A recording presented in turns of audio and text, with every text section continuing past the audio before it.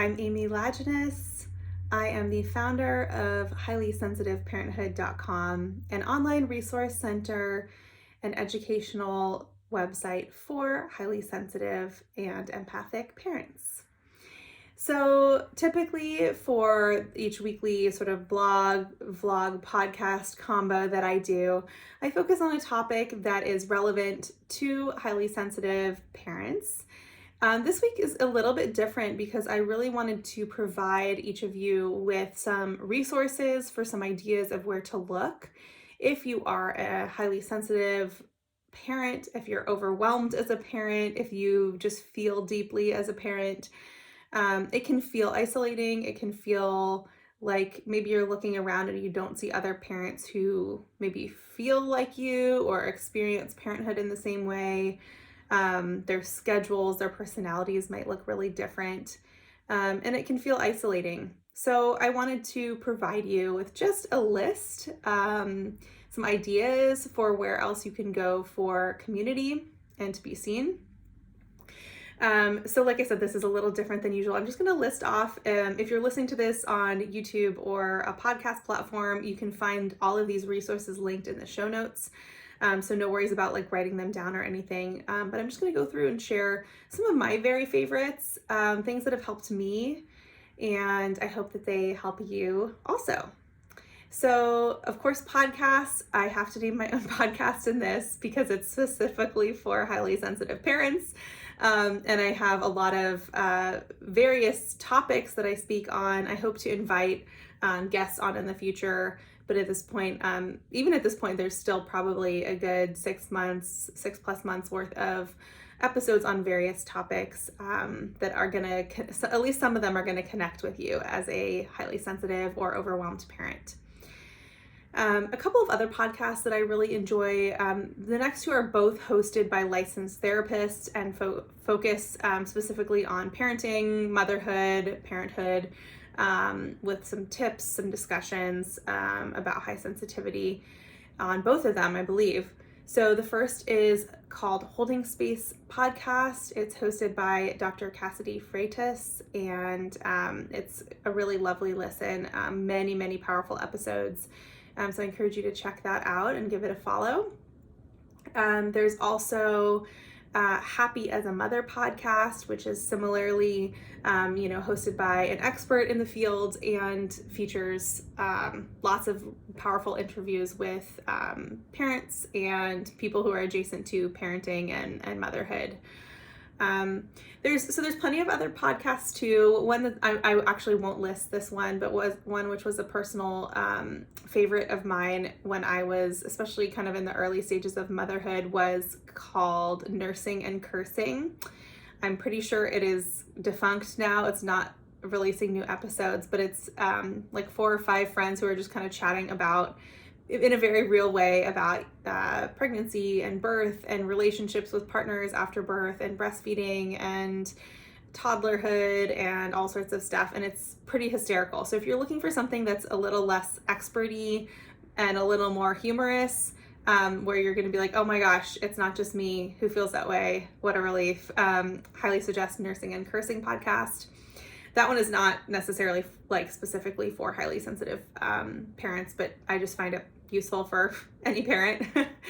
In terms of books for highly sensitive parents, there's a couple that I have listed here. The first it's called The Highly Sensitive Parent: Be Brilliant in Your Role Even When the World Overwhelms You. And that's by Dr. Elaine Aron, PhD. She is the psychologist who coined and who has done so much powerful research around the trait of high sensitivity. And that's her book specifically for highly sensitive parents. So it's a great read. Definitely has some research in it, and I encourage you to check that out. There are also, if you're looking for something a little more reflective, there's the Empowered Highly Sensitive Person's Journal by April Snow, LMFT. And April Snow is a fellow highly sensitive therapist like me, who has done a lot of work connecting with people who are highly sensitive. This is not specifically for parents, but if you're new to this idea of being highly sensitive and you're looking for a little more understanding and reflection about being an HSP in general. The Empowered Highly Sensitive Persons Journal by April Snow is a great resource. Moving on to professional support. So I would be remiss if I didn't mention therapy. In my role here at Highly Sensitive Parenthood, I'm just sort of a coach and educator, but I have a separate branch of my business in which I am a licensed psychotherapist in the state of California. So if you are in California, definitely feel free to check me out at Inner Nature Therapy, INNER, naturetherapy.com. If you're looking for a therapist, you don't need to be, I think some people think they need to like have a diagnosis already, or they need to be pretty sure that they fall under a category for depression or anxiety or bipolar disorder or something else. You don't need to be diagnosed with something in order to seek support. And maybe you do have a diagnosis that you don't know about, or anyway, we can talk about this for a while, but there are plenty of therapists that see people sans diagnosis, and even if you're just kind of feeling off, you're like, I'm not really feeling myself, or I'm struggling to adjust to this new situation, professional help with your mental health can be really powerful. So I encourage you, if so, to seek out a therapist who is knowledgeable about the highly sensitive person trait, the HSP trait, and ideally familiar with working with parents, parenting, parenthood. You can find a list of HSP knowledgeable therapists on Dr. Elaine's website. It's also will be linked in the show notes, that directory. And of course, you can just use good old Google, Google HSP therapist in, insert your state, province, or country. So therapy in general, a great professional support resource for highly sensitive or overwhelmed parents. The website for Postpartum Support International, especially if you're in sort of that pregnancy or kind of like 2 years or so after birth or after adoption. This website offers many resources for parents. There's free support groups, peer-to-peer support, again, a directory of therapists who are trained to work with parents. So Postpartum Support International, again, all this is linked in the show notes. The next couple of things are on my website. So these are professional support in terms of more like coaching and education. I have a Nourish coaching package for highly sensitive parents, for overwhelmed parents, and it's for people who are looking to reduce overwhelm, overstimulation, and to boost their confidence and their enjoyment of just the everyday parenthood. And this package includes 5 coaching sessions with me. It includes forever access to my Highly Sensitive Parenthood course, which also is its standalone resource that includes guided meditations, in-depth videos about how HSP connects with being a parent, ways to manage overstimulation, ways to talk to partners and other people about the HSP trait, and lots of powerful practices to learn how to self-regulate, to calm your body, to set healthy boundaries, and to just thrive in parenthood. So both the course, Highly Sensitive Parenthood course, and the Nourish coaching package are wonderful resources that I've put together with lots of love for my fellow highly sensitive parents. Lastly, looking at some websites, of course, my website, highlysensitiveparenthood.com, is one that I like.